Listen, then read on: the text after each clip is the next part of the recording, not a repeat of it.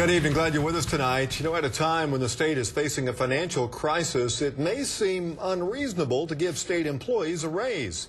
Yet we found one state agency that is doing just that. Almost half of its employees are getting a pay increase. So Jennifer Pierce looked into this and explains how this is happening, especially during a budget crisis. That's right, Amanda, Kelly. A lot of state agencies, they are struggling financially, but I'm told the Department of Agriculture has extra money they weren't anticipating. Department that oversees and manages one of Oklahoma's leading industries. The service that we provide at the Department of Agriculture throughout the state of Oklahoma, we would not be able to do it without the great employees that we have. Boulevard. Now some of those employees are getting a raise.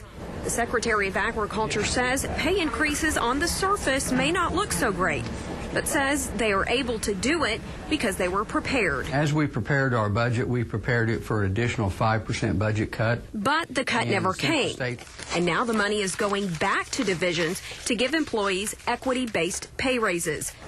Now, the raises may seem like a slap in the face to other state employees. We'd like to be able to give our employees raises as well, but right now we're not in a position to do that.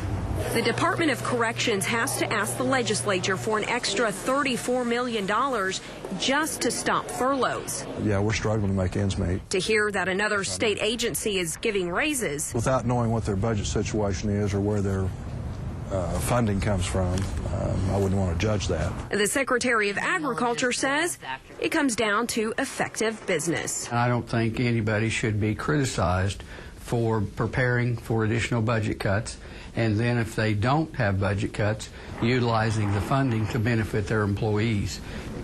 And I am told about 40% of the Department of Agriculture employees will get that raise. Amanda? All right, Jennifer, and those Department of Ag pay raises will go into effect in December.